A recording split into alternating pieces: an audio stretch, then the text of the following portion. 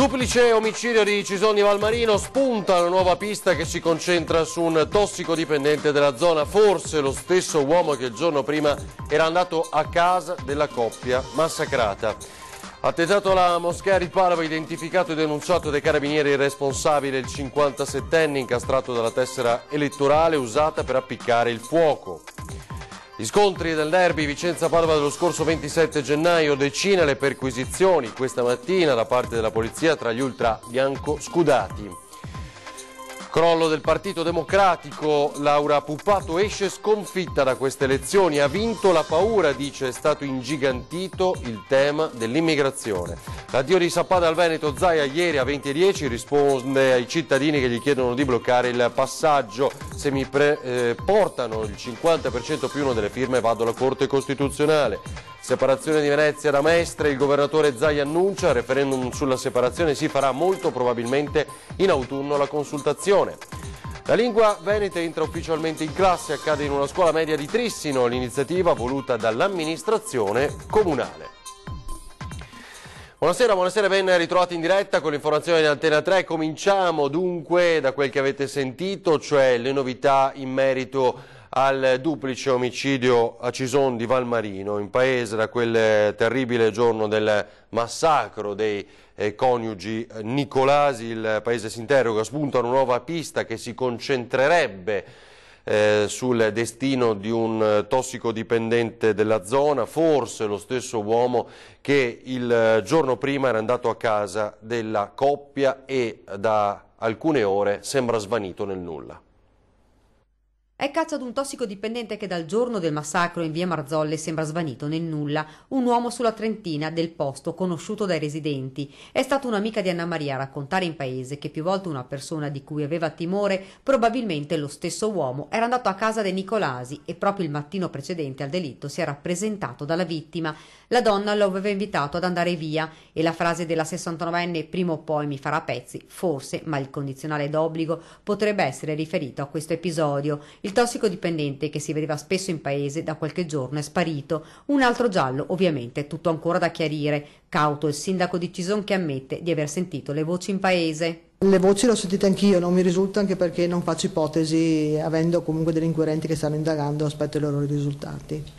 A microfoni spenti però la conferma di questi sospetti e ricerche in atto arrivano. Intanto si attendono i risultati degli accertamenti compiuti dai RIS. Dalle prime indagini i militari di Parma avrebbero individuato tracce biologiche e impronte sulle quali verranno presto effettuate le analisi. Si tratta di materiale ritenuto di grande interesse. Non solo, ma l'anatomopatologo Alberto Furlanetto potrebbe chiarire anche molti dubbi sull'ora dell'omicidio e soprattutto sulle tracce rinvenute sotto le unghie delle vittime. Insomma, potrebbe esserci presso una svolta su un giallo che davvero sta terrorizzando un paese intero. Anna Maria e Lori sono stati massacrati con ferocia, uccisi sotto i colpi di un coltello con una lunga lama. L'assassino ha poi infierito sul corpo dell'uomo. Rabbia, vendetta? La gente vuole sapere al più presto il nome di chi ha compiuto un atto tanto violento. Non è ancora stato fissato il giorno del funerale della coppia. E poi le fiamme appiccate alla porta del centro islamico di via Turazza, alla Stanga, a Padova. I carabinieri in 12 ore hanno individuato l'autore. Si accende la sigaretta, butta della benzina in un contenitore e poi dà fuoco a quella che si scoprirà essere la sua tessera elettorale. Appiccato l'incendio, se ne va dal centro islamico La Saggezza di via Turazza alla Stanga. Chiari fotogrammi ripresi lunedì notte dalle telecamere. Da questi sono partiti i carabinieri del comando provinciale di Padova che in meno di 12 ore hanno dato un nome all'uomo che per ben 2 volte, la prima la notte di domenica, aveva provato ad appiccare un incendio alla moschea della Stanga. 57 anni, padovano, nessun precedente alle spalle. L'uomo è stato rintracciato nell'abitazione dell'Ater dove vive. Qualche minuto di silenzio, poi davanti alle prove schiaccianti, i carabinieri hanno trovato in casa gli abiti indossati la notte precedente e il recipiente usato per portare la benzina. Ha ammesso ogni responsabilità. Non ha agito per motivi di odio religioso, ha detto ai militari, lo avrebbe fatto per vendicarsi di un vicino, uno straniero di fede musulmana. Determinanti per risalire a lui i resti del certificato elettorale, le immagini riprese dalle telecamere della zona e l'auto sulla quale si è mosso. Il 57enne è stato denunciato per incendio doloso. Ora gli scontri in occasione del derby Vicenza-Padova il 27 gennaio scorso con 4 poliziotti feriti. All'alba la polizia ha compiuto una serie di perquisizioni nelle case di 19 ultra del Padova, rischiano fino a 8 anni di daspo. 19 ultrasindacati, 16 perquisizioni all'alba nelle abitazioni di supporter bianco scudati a Padova, una nel Trevigiano. Ferma la risposta della polizia che dal 27 gennaio, giornata del derby Vicenza-Padova, indaga sugli scontri avvenuti nel capoluogo berico fuori dallo stadio Menti.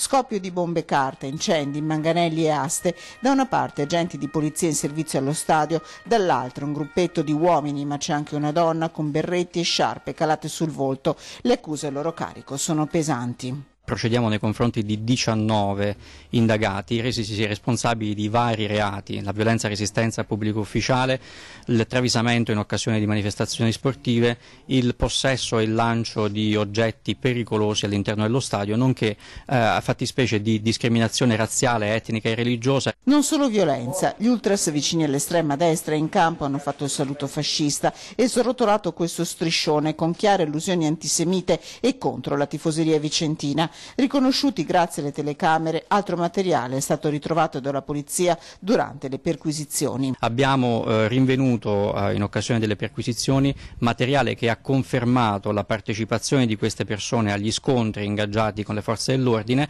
nonché altro materiale ritenuto di propaganda ideologica, come ad esempio bandiere naziste, delle biografie di gerarchi fascisti e nazisti, nonché armi come pugnali. Tra gli ultras anche un quarantenne di Limena, istruttore di arti marziali. È stato lui ad aggredire con un calcio il poliziotto più grave e a srotolare lo striscione, secondo la polizia. Una risposta ferma, spiega il questore di Padova Paolo Fassari. Costituisce una ferma risposta a chi possa mettersi in testa di agire con violenza dentro i nostri impianti.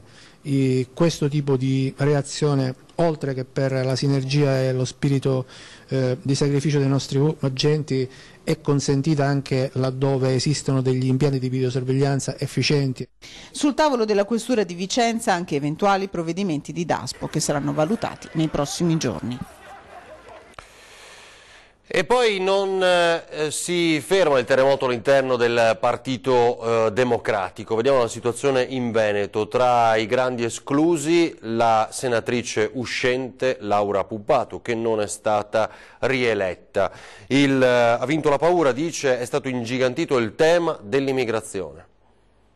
L'esito delle elezioni costringe il PD a fermarsi e fare una riflessione. Grande esclusa Laura Puppato, senatrice del Partito Democratico, che dice: ora mi riprendo la mia vita, ma su questo risultato è categorica, ha vinto la paura. Sicuramente ha avuto buon frutto, diciamo, una grande possibilità di essere premiati dai cittadini con il voto, il fatto della paura, quindi è stato ingigantito il tema dell'immigrazione, immigrazione di 500.000 persone in 5 anni con le guerre nel Mediterraneo, quando sappiamo che la Germania ne ha gestito benissimo in un solo anno 1.200.000. Però quando non si vuole collaborare, si soffia sul fuoco, può capitare che naturalmente si passi dalla parte della ragione. Molti errori sono anche stati commessi, devo dirlo, in una gestione che poteva essere certamente migliore. Poi aggiunge: i cittadini non hanno valutato come meritava, che abbiamo risanato il paese. Il fatto che abbiamo creato 1.100.000 abbondanti posti di lavoro, metà dei quali a tempo indeterminato, oppure che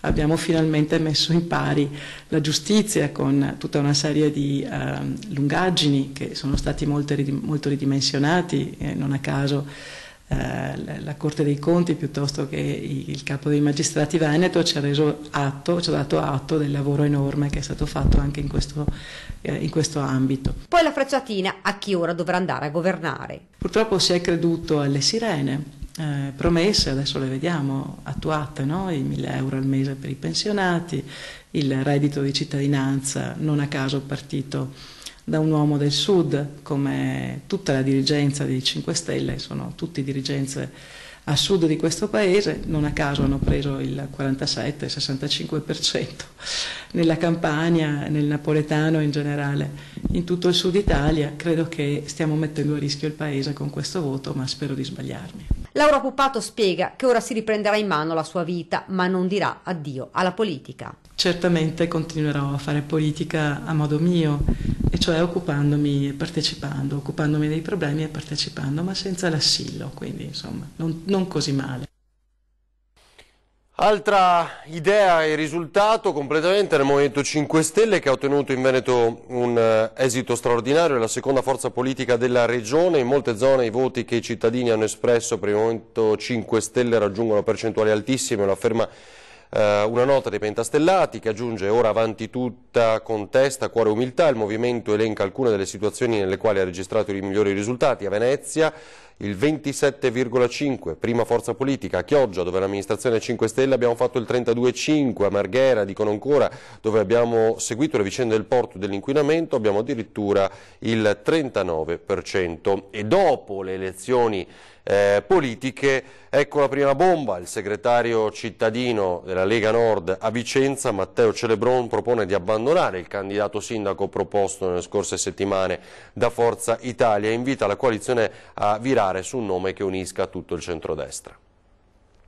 La Lega Nord domenica scorsa ha fatto un grandissimo risultato. Questo ci impone un cambio di rotta anche a Vicenza città rispetto alle alleanze che erano state definite dai partiti a livello regionale. La rivoluzione vicentina della Lega Nord. Il segretario cittadino del Carroccio, Matteo Celebron, accende quella scintilla che può spegnersi subito ma può anche innescare una vera esplosione, soprattutto se l'aria è già satura di gas tonante. E così ecco la dichiarazione che fa boom. La Lega esce dalle politiche come prima forza del centrodestra e quindi, in virtù dei nuovi equilibri, anche gli accordi con Forza Italia vanno rivisti, compreso il famoso scambio, l'appoggio che il Carroccio ha concesso al candidato sindaco dei berlusconiani a Vicenza, Fabio Mantovani, in cambio del supporto dei forzisti all'alfiere della Lega a Treviso, Mario Conte. Noi come Lega Nord, primo partito in città, chiediamo al centrodestra di sedersi attorno ad un tavolo, trovare un candidato unitario che piaccia alla gente ma soprattutto che sia vincente e che ci permetta di mandare a casa Variati e il Partito Democratico. La bomba politica esplode così. Il segretario cittadino del Carroccio propone di abbandonare il candidato sindaco Fabio Mantovani, che paga la colpa di essere stato calato dall'alto da Forza Italia senza nessuna condivisione con la città, un sistema che le ultime elezioni politiche hanno bocciato coi berlusconiani che hanno perso consensi. Certo è difficile pensare che a questo punto Lega e Forza Italia possano proporre l'ennesimo candidato, mentre se appoggiassero Francesco Rucco darebbero l'impressione di un centrodestra che si compatta.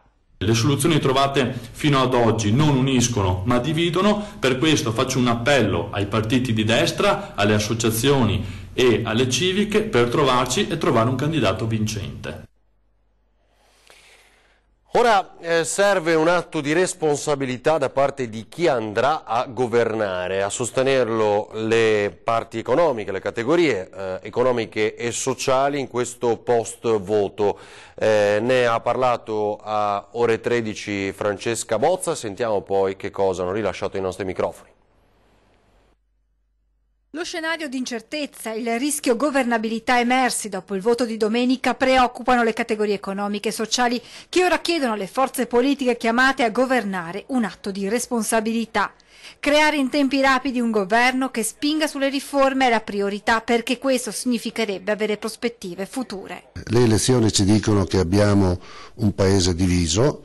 Significa che le regole del gioco vanno modificate. La questione dell'Italia divisa politicamente in tre blocchi non deve essere un elemento, tra virgolette, di scusante, perché se è stata scelta questa legge proporzionale significa che tutti sapevano che bisognava poi mettersi d'accordo. È un governo, magari a sostegno di chi ci vorrà stare, non è il compito nostro deciderlo, che dia un po' di chiarezza su tutto quello che è in itinere, perché quello di cui ci preoccupiamo è che non ci possano essere delle interferenze negative su questa ripresa che non tutti ancora vedono, ma che può essere l'elemento per far crescere ancora questo Paese. Anche il sindacato ha bisogno di risposte in tempi rapidi alle tante questioni ancora aperte sul tavolo. Che il governo si formi il prima possibile, che si riprenda il confronto che il sindacato ha ancora aperto con i precedenti governi sui temi dei pensionati rispetto alla rivalutazione delle pensioni, sul tema di chi lavora e delle regole per andare in pensione che sono regole troppo rigide. Poi bisogna prendere in mano quello che noi abbiamo chiamato l'anno scorso il piano per il lavoro, quindi un piano a livello nazionale che però si sviluppi territorio per territorio per fare infrastrutture pubbliche che mettino a posto i disagi ambientali che si sono creati. Auspichiamo in particolare che non vengano smontate o peggio azzerate quelle riforme che stanno producendo effetti positivi per il lavoro e le imprese, a dirlo il presidente di Un'Industria Treviso, Maria Cristina Piovesana. La prova del governo che toni e comportamenti diversi da quelli della campagna elettorale per poter compiere con impegno e fatica quei passi che servono per far crescere il nostro paese, conclude Piovesana, e dare un futuro ai giovani. Poi altro fronte, chi è stato truffato, così definito più volte, dalle banche venete. Ottimista per il rinnovo della classe politica uscita dalle urne, il passionario dei risparmiatori Patrizio Miatello, che ai neoeletti dà però delle scadenze stringenti.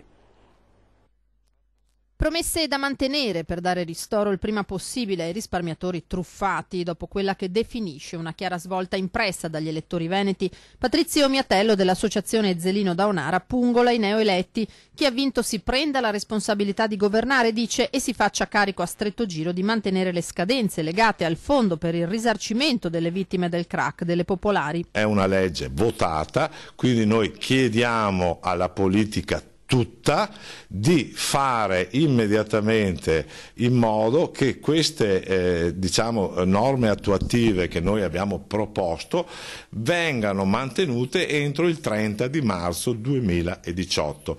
Questo perché siamo in piena emergenza, questo è un banco di prova per la politica nuova che noi ci auguriamo rispettino quello che hanno votato. Noi siamo disposti a venire a Roma, in qualsiasi parte d'Italia, perché il problema bisogna risolverlo subito, immediatamente. Il 30 marzo è una data chiave, ribadisce Miatello. Sono le scadenze delle norme attuative, quindi i paletti o non paletti del fondo, dell'accesso al fondo, l'aumento dell'alimentazione del fondo, perché è stato creato con soli 100 milioni, siccome ci sono i conti dormienti che hanno risorse che non si sa, chi dice 10 miliardi, chi dice 15, noi ci interessa che quei soldi vengano messi nel fondo. Quindi si faciliti l'accesso dei risparmiatori senza ulteriori costi a loro carico. I risparmiatori non hanno più soldi ed è giusto che vengano ripagati dei loro risparmi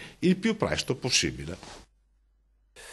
E ora torniamo in strada, vediamo invece che cosa dicono i cittadini, quali richieste e speranze ovviamente dal nuovo Parlamento. Qui Venezia. Cosa si aspetta da questo nuovo Parlamento?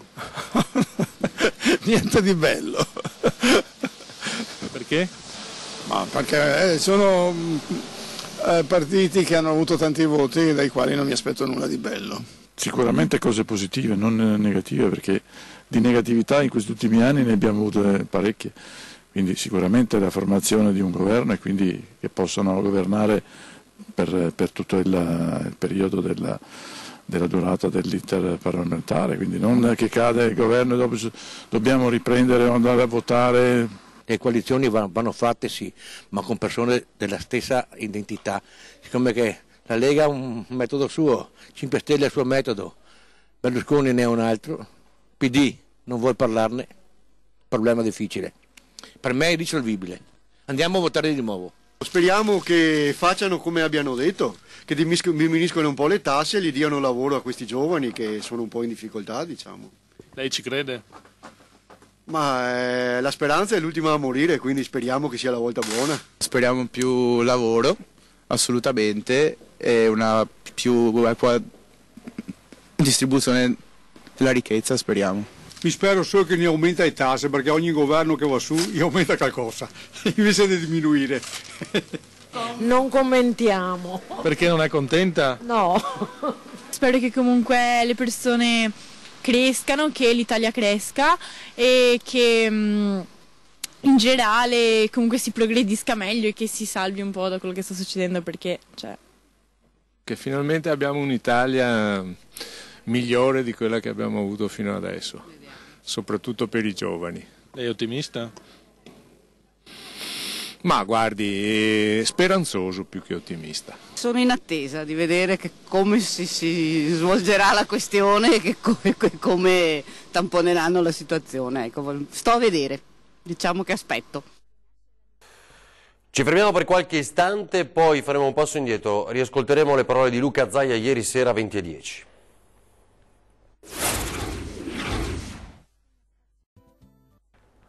Torniamo in diretta al telegiornale del Veneto. Dunque, Luca Zaia ieri sera, mi auguro che l'incarico sia dato a Matteo Salvini, ha detto per quanto riguarda il governo, resto in Veneto a occuparmi dell'autonomia, e poi è tornato su Sappada per una novità. Faccio sempre l'appello a Sappada, posso farlo. Ah, cioè fa l'appello tornate? No, ma a parte il fatto che le porte sono sempre aperte, si figuri, cioè, io sono tempestato di telefonate dei sappadini che sono pentiti, però io dico una roba. No, non ci credo. No, guardi, glielo garantisco. Vado a parlare ad esempio con gli agricoltori, con le associazioni. Sono pentiti? Ma guardi che Sappada, mi assumo la responsabilità di quello che dico, non è andata in Friuli Venezia Giulia, è andata in Carnia. Vabbè, adesso se ne stanno sempre parte. Sì, però. Ma se ne stanno rendendo. Guardi, glielo dice uno che ha fatto anche una tesi universitaria sulla Carnia. La Carnia è una realtà a sé, sì, con dei servizi a sé e insomma è una bella scarpinata per arrivare diciamo in una località dove comincia a avere servizi. È sempre i confini dell'impero, dice in qualche maniera. Ma di più. Faccia le strade del Veneto per arrivare a Sappada, faccia le strade del Friuli Venezia Giulia per arrivare a Sappada, poi ce la raccontiamo. Questo è interessante però come lettura. No, guardi, io dico una cosa, ma guardi, senta, Pieve di Cadore, che è l'ospedale più vicino che hanno del Veneto, che purtroppo per loro da quando sono in Friuli sono fuori di regione, quindi non hanno neanche più la priorità sulle liste d'attesa, Pieve di Cadore è a 20 minuti da Sappada. Sappada oggi, per trovare un ospedale a livelli di Pieve di Cadore si fa minimo un'ora di strada e pregar Dio che non piova e che non nevichi. Mi dice... caro Matteo. No, volevo dire su Sappada, scusi, l'appello che faccio, mi chiedono in continuazione di fare ricorsi avanti alla Corte Costituzionale e bloccare tutto. Se i sappadini mi portano il 50% più uno della firma, firme. Con una richiesta, io lo faccio, ma bisogna che si assumano le responsabilità. E poi oggi è tornato a parlare il governatore invece del referendum sulla separazione tra Venezia e Mestre. Si farà. Il presidente del Veneto, Luca Zaia, indirà il referendum sulla separazione di Venezia e Mestre durante la prossima seduta della giunta regionale. La delibera è pronta, annuncia, manca solo la data della consultazione, riguardo alla quale ho chiesto un'analisi per valutare i pro e i contro ed evitare sovrapposizioni con eventi come la regata storica. Conferma l'ottimo rapporto col sindaco di Venezia, Luigi Brugnaro, puntualizza il governatore, ma il referendum non è in discussione. Questo è un impegno che ci siamo presi e fra l'altro è un adempimento rispetto a quello che dice il Consiglio regionale, che dà in capo a me e quindi alla Giunta l'obbligo di fissare la data per la consultazione. Data che difficilmente verrà fissata prima dell'estate, considerando l'appuntamento con le elezioni amministrative. La consultazione slitterà quindi all'autunno.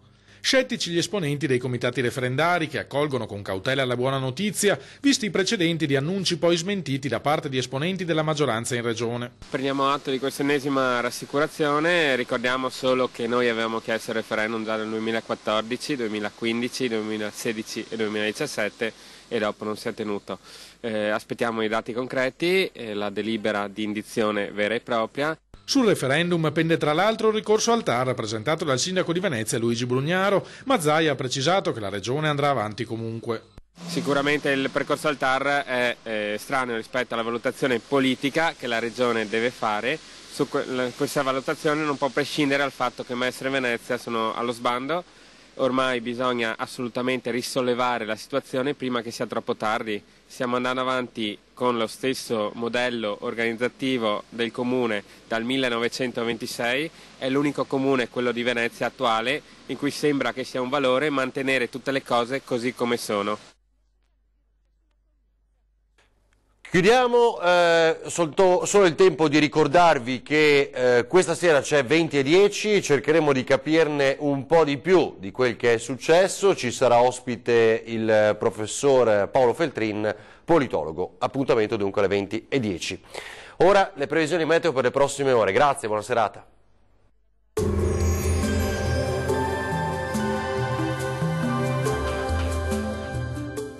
Termoidraulica Susin. Se compri una caldaia, in omaggio il condizionatore. Termoidraulica Susin a 0 branco.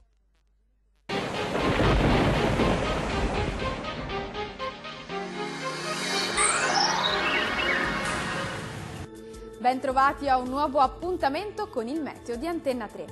Ancora una giornata all'insegna delle nubi e delle piogge sulle nostre regioni, ma vediamo il dettaglio di mercoledì 7 marzo. Su tutto il territorio del Veneto cielo molto nuvoloso o coperto con piogge frequenti nel corso della giornata, localmente anche di moderata intensità. Diamo anche uno sguardo alle temperature. Le minime saranno comprese tra 3 e 6 gradi, le massime saranno invece oscillanti tra i 5 e i 10 gradi circa. Anche sul Friuli Venezia Giulia il cielo sarà molto nuvoloso o coperto, con piogge nel corso della giornata e anche con qualche temporale sul Triestino. Temperature minime comprese tra 4 e 7 gradi, massime invece oscillanti tra 7 e 11 gradi. Concludiamo infine con la situazione del Trentino Alto Adige. Nubi e piogge piuttosto diffuse nel corso della giornata anche su questa regione. Le temperature minime saranno comprese tra 4 e 5 gradi, massime invece tra gli 8 e i 10 gradi. Dal meteo di Antenna 3 per oggi è tutto, arrivederci.